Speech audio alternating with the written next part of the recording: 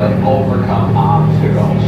That might be the riverbank to go up. It might be the logs to jump over. It might be some water to go through.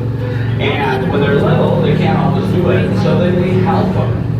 But the time comes when they make it easily, and then they get lots of praise on the other side, and they learn something from that. And what they're learning is we're not asking them to do anything impossible, and also that we will always be there to help them. If the going gets tough, and that pays big dividends. This is a welcome to Alaska greeting. Everybody's getting swarmed.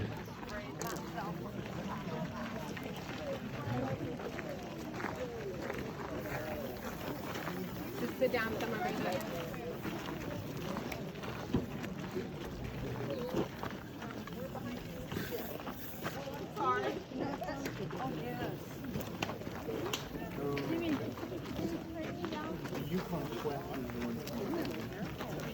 Thank you. There we go.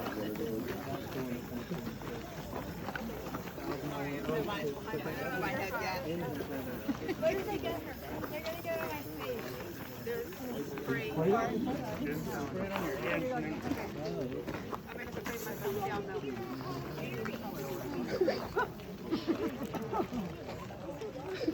Did you grab that? The little leather green bottle? I think the kid left that one in the car. Oh, okay. No, it's okay. That one's not there. My name is Chena. I'm Koi Khan English Athabasca, born here in Fairbanks. On my mother's side of the family, they come from the village of Venus, while on my father's side of the family, they come from the village of Rampart. My dad is a dog musher, and we own over like 30 dogs. And I'm attending University of Fairbanks to become a radiologist. But we are now in the Chena Valley, which is the heart of the Athabascan Indian country. Today, I'll be sharing with you how the Athabascans skillfully survived in this environment for over like 10,000 years, and how they adapted to Western life and village culture for the past century. Now, during our tour, we will have 3 short stops, so please stay with me because there is another group here. Now, I'd like for you folks to get a chance to see everything.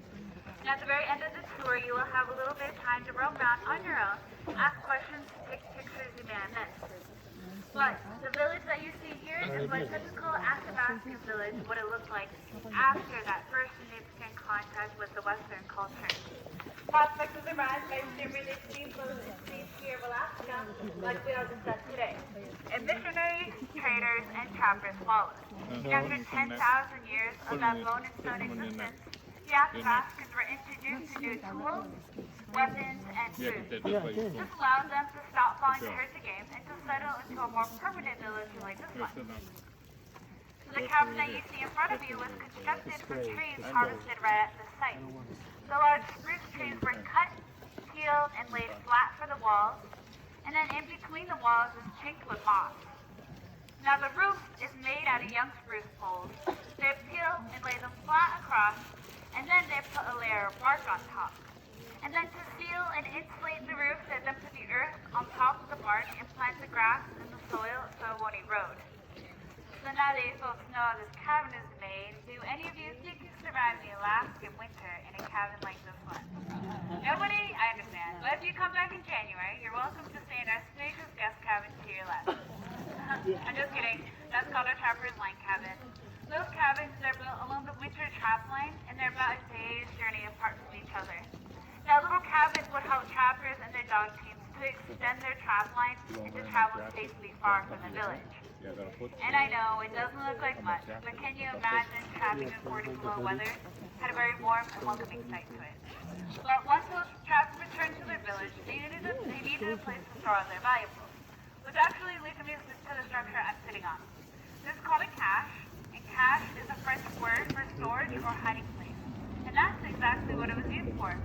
This storage shed built on stilts to keep contents off the wet ground, out of the snow, and away from any of the pesky animals. Now, in front of the cache, you can find some examples of some fur-bearing animals that are found here in Alaska. Can you folks hear me over the air? Yes.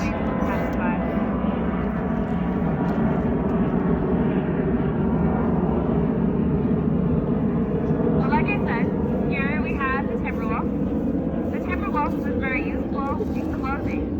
The back, the cross section, will be used as parkas. And using one whole wolf could be made into one complete parka, but that one's typically worn by men. And then here, I have the lynx. The lynx is closely related to the bobcat. They're known for their black-tipped ears, their small tail, and their big fluffy paws that help them bound across the snow. And then here I have the wolverine. And the wolverine is valuable because in their fur they have a natural oil that prevents frostbite from freezing. So his fur was always placed close to the face. But the wolverine is a ferocious and cunning animal, so only the luckiest at the baskets were able to catch him. My grandma, she always told me if a bear and a wolverine were to cross paths, it was the bear to gracefully step aside. These next four, these are all foxes. Here's the red fox. Here's the cross fox. And then here is the silver fox. All these foxes are very abundant in the interior, and they can be found in the same litter. And this pretty white one at the end, this one is the Arctic fox. Now, this guy is not in the interior. They are more up north above the Arctic Circle. But right now, he is in his winter coat, and during the summertime, they would camouflage into a nice chocolatey brown. And then here I have the ermine, and the ermine is also in his winter coat right now too. And they're known for their black-tipped tails. And during the summertime, they would too turn into a brown, but then we just call them weasels. We do have another type of nickname, which is called Plenty Good.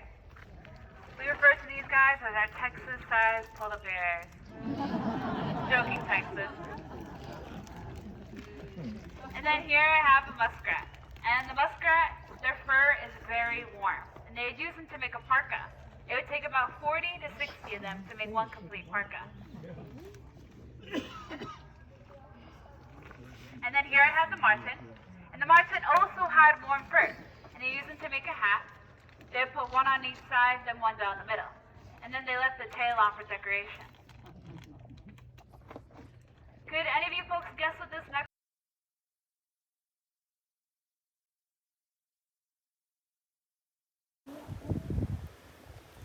He's back there doing a backflip.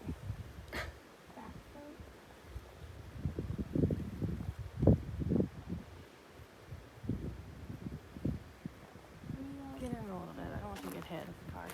3 me's. I'm glad we came this way. Yeah.